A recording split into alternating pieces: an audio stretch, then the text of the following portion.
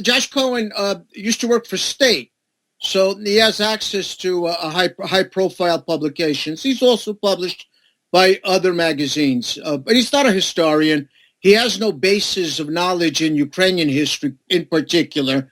He has done work in Ukraine. He's contributed articles to Kyiv Post, but I want to leave that aside. The individual, his personal qualifications are something other than what we should be discussing. Viatrovych is relevant only insofar as he is the director of the National Institute, all right? Viatrovych is clearly a Ukrainian nationalist, and he has made that perfectly clear to everyone that he's met with, all right? However, he's a legitimate historian.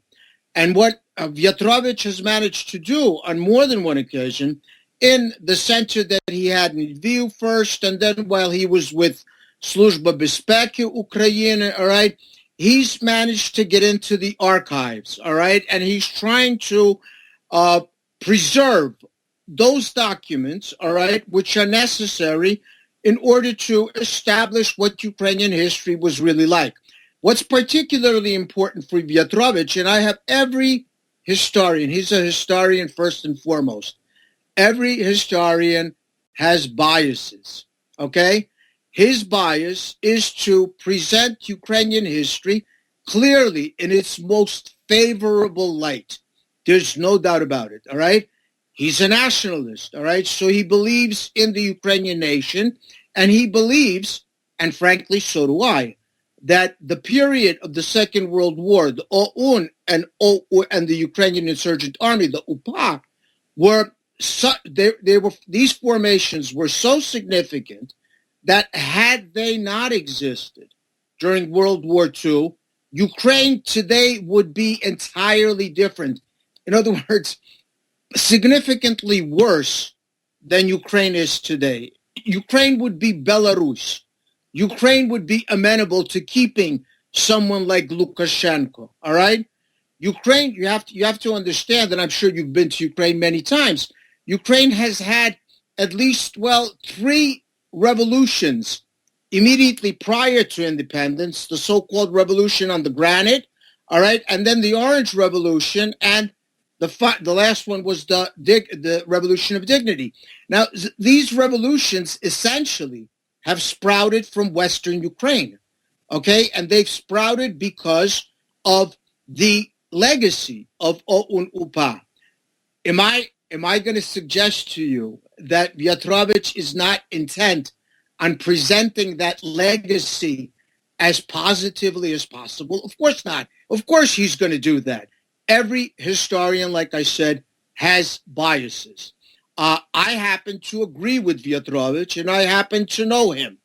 I also know that he's a pro at what he does. So while Viatrovych he will never change a document. In other words, he will not forge documents. He will not do anything which is untoward in the sense of, expertise and forensics, all right? He certainly is capable of not setting forth a document which may be negative, all right, in light of Ukraine's history.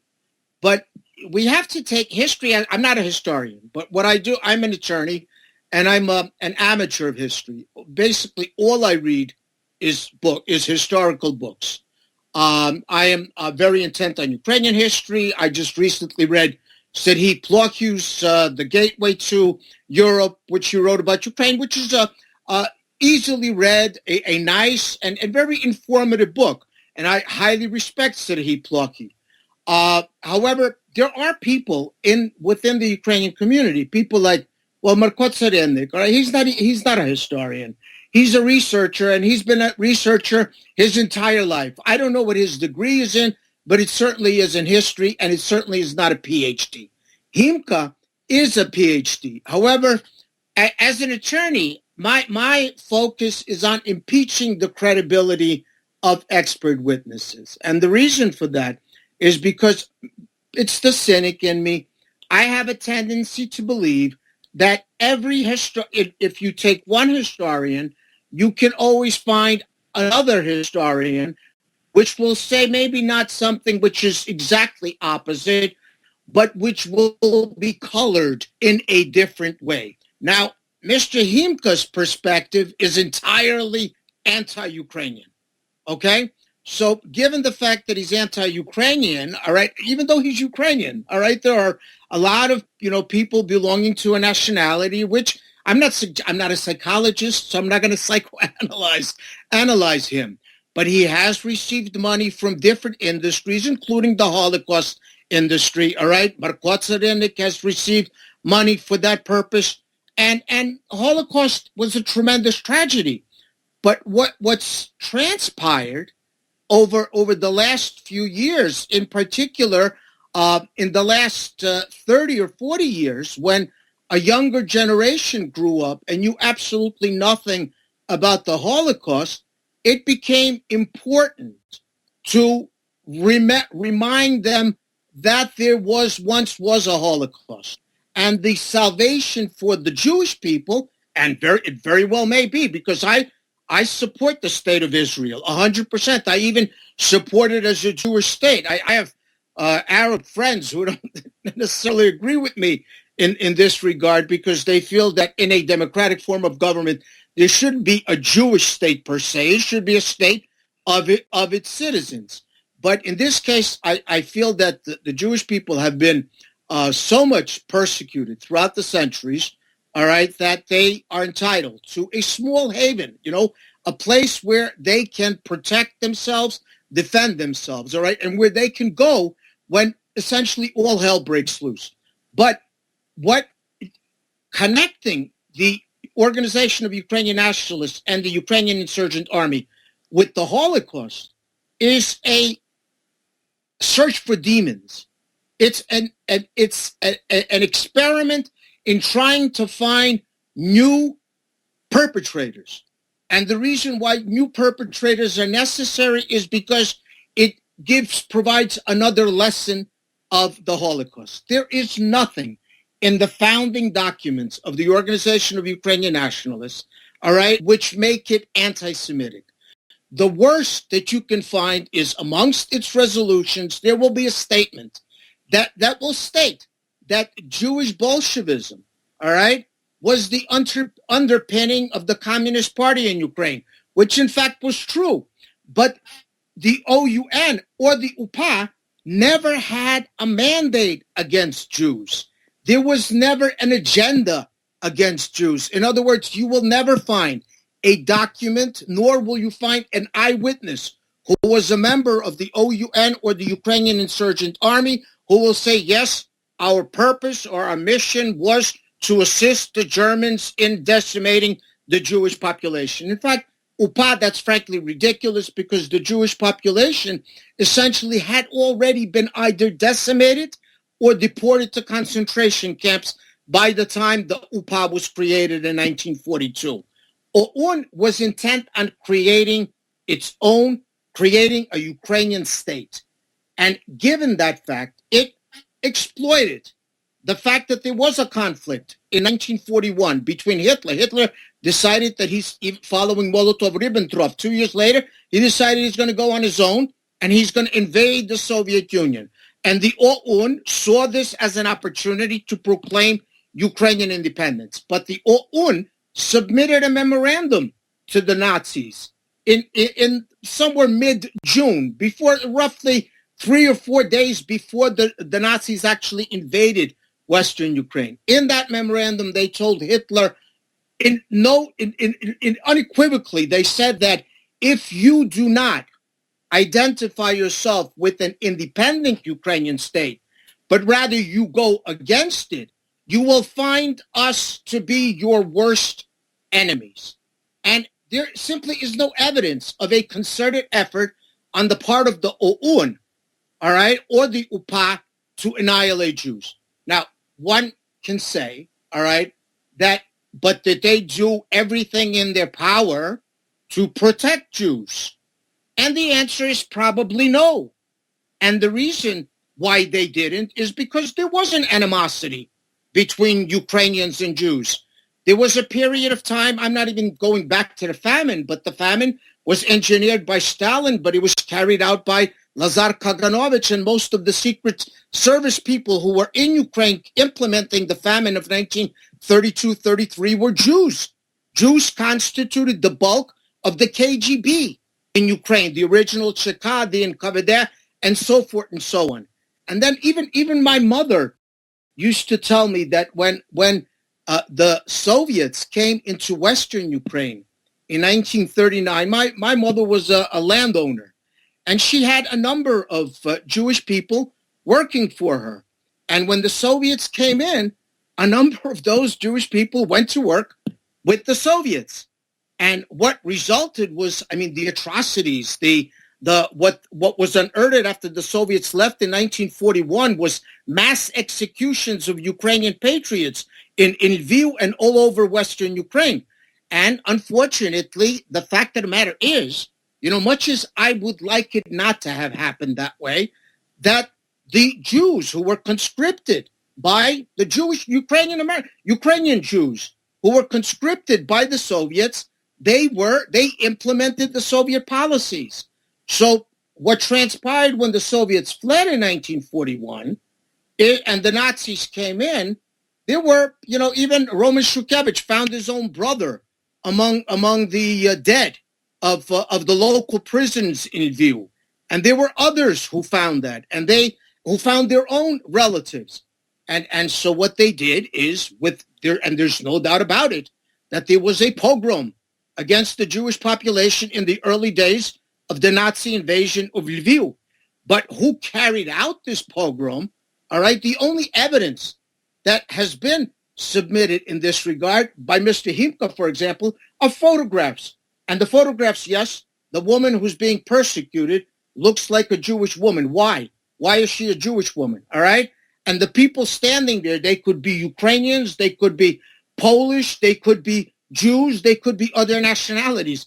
The funny thing is that Lviv, despite it being a Ukrainian city, in 1941, in June of 1941, had less than 20% of its population was Ukrainian.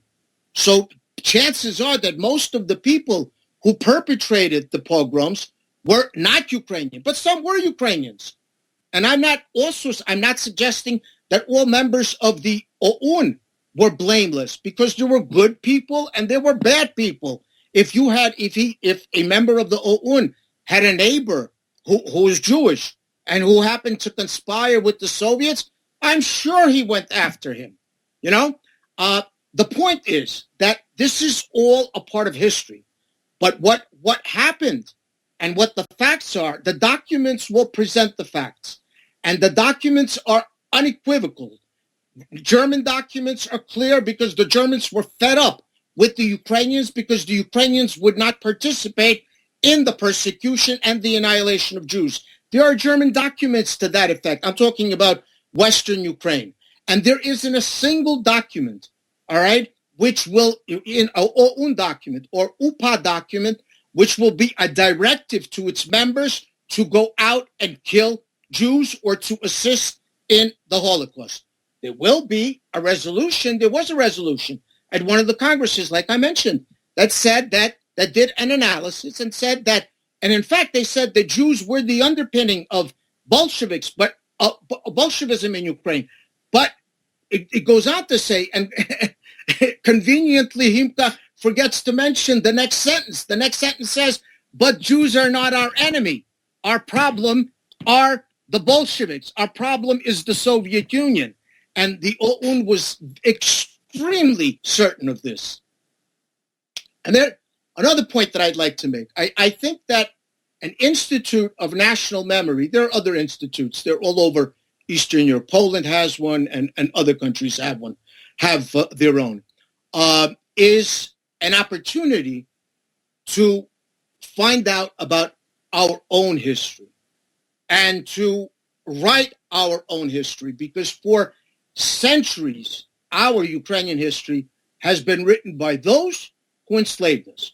Russians wrote our history, Poles used to write our history, then the Soviets wrote our history, and finally we have an opportunity, and frankly speaking, with all due respect to current Ukraine, it's been in existence for 25 years, but it's had a circus of presidents, and perhaps now, well, I'm not suggesting that Poroshenko is the George Washington of Ukraine, but at least it's an opportunity for Ukraine to find out about its past. All right, it's an opportunity for Ukraine to be Ukrainian to a certain degree, which may have been the case under Yushchenko, but Yushchenko was a very bad administrator. He was a good man, but he was not a good administrator. Yanukovych was a dupe. The other guys were essentially Soviet lackeys. Kravchuk was an ideologist of the Communist Party in Ukraine. Kuchma he never left the Soviet Union because he was in charge of the largest missile building factory in Ukraine. So I think that we as a nation have a right to have an Institute of National Memory, and we have a right to investigate and deal with our own history and to present it the way we see it. And I don't know what Mr. Cohen is thinking. He's an American, and frankly speaking, it's none of his business unless he can prove that Ukraine is falsifying history. And in that article, which he wrote, all right, he refers to several individuals. He refers to Jeffrey Bird. He refers to, who's a historian from, I believe, Northwestern University. He refers to Himka. He refers to Carynnyk. And while they speak of falsification, they don't identify any documents that have, in fact, been falsified.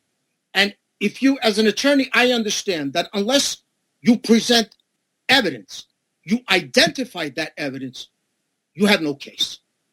It's actually throwing mud and seeing how much of it will stick. I don't know what his agenda is. Perhaps it's legit.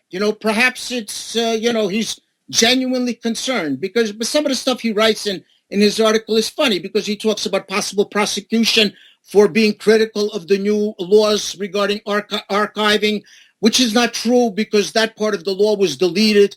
All right. And Josh Cohen has been a part of Ukraine for a long time, so he knows that he has to know that it was deleted. But he must he intentionally, contorts the facts. The 70 signatures or so, frankly speaking, I'm not going to use names, but I'm going to tell you that I know some of the people that are on that list with whom I've spoke, and they had absolutely no idea that they were on that list. They were friends, people that went to school or were acquaintances of. This was inspired by Mr. Himka. Mr. Himka is notorious in this regard. He decided that he's in Edmonton. He used to teach, I believe, at CHUS, or he's certainly within the history department of the University of Alberta. But this was initiated by Jean Paul Himka. He got his friend Marples to sign on. Okay, he got his friend Carynnyk to sign on. He got a few. He even included, frankly speaking, some of his friends from the University of Michigan, because that's where he got his PhD. And some of those people didn't even know that they were on the list, by the way. But now I'm revealing a little bit too much about this. But the fact of the matter is that their concern, while genuine, is misplaced. And it was most of the people were legit. I mean, they were concerned if there were a possibility that there would be no access to archives. But that's not the case. There's significantly more access to archives in Ukraine today, more now than there has ever been in the last 25 years. I'm not talking about the Soviet period. I'm talking about the period of independence. And sure, I mean, Viatrovych has he has an agenda, and he certainly has an ideology, but Viatrovych is not some kind of a monster, all right, that's going to impose his will and say, this is the history, take it or leave it. People are welcome to discuss history, but the fact of the matter is that Ukrainians will be writing their own history, and Ukrainians should be writing their history and not other people.